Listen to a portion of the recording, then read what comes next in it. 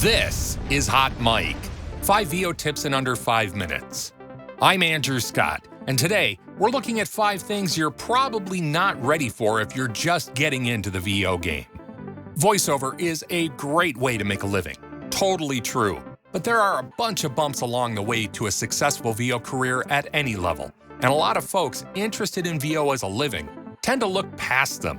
Sort of like how you simply blast past the terms of service when installing a new app on your phone. I mean, that's never bitten anybody in the ass, right? So here are 5 things that you might not be ready to deal with if you're considering getting into VO, but could be if you accept and plan for them before you get started. Number 5, criticism.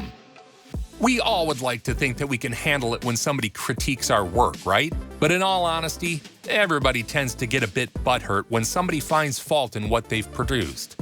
I've said it in the past, if you get your feelings hurt easily or don't like being judged, this isn't the business for you.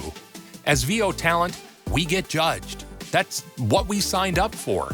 The VO biz is really nothing more than a talent show, but as a career, the best way to get good at taking criticism is to join a peer group first. And yeah, the booth camp community is a great place to start with this. We at least do it politely. Number 4, rejection. Even world-class talent gets rejected the majority of the time when they're auditioning. That's just a matter of statistics. Again, like the previous tip, if you feel like crying every time you don't land a gig, VO will not be a happy place for you.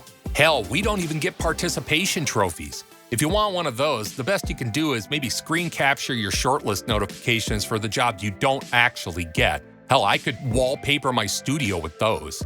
Again, being in a peer group can really help with this, but honestly, you're likely better served taking a given rejection to a VO coach and asking them why they think you didn't land the gig. Then work on a new approach together. And yeah, if you're interested in working with me, my coaching info's in the description. Number 3, downturns. So if you're like me, you lucked out and hit hard and fast in your career and got a bunch of decent jobs right away. But if you're also like me, that didn't last, and you sunk down into a period of no business. It was really dispiriting, no question. But because I listened to a number of good VO educators, I kinda expected it to happen.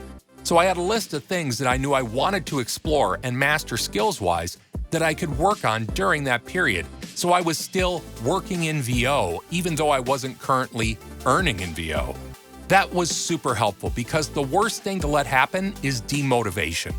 Build skills, research business and marketing practices, improve your recording space, keep your head in the game, even though it might seem like halftime. Number 2, tech failures. This one bites everybody in this industry at one point or another. Now, I'm not going to get too nerdy techie on you here, but I'll say this. Your tech will fail you at some point or other.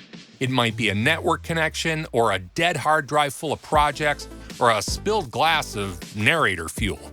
The only thing I can say here is twofold.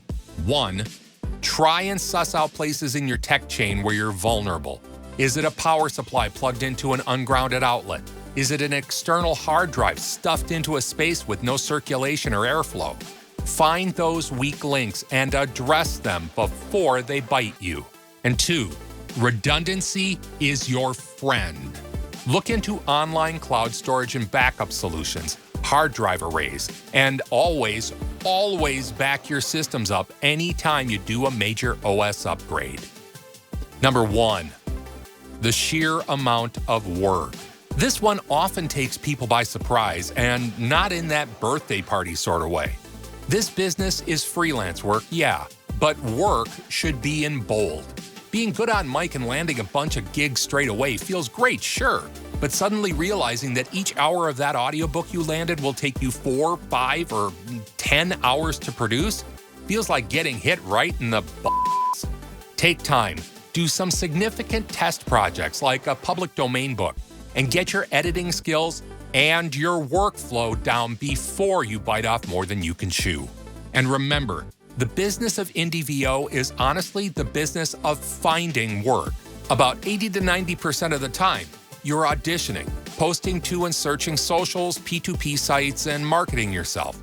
That's what you'll be doing most to establish yourself. Plan for it, budget the time, and take it seriously. If you don't have a list of jobs you need to get produced that day, your reason to wake up, have that coffee, and get to the office is to find jobs. Literally, your job when you don't have a job is to find jobs.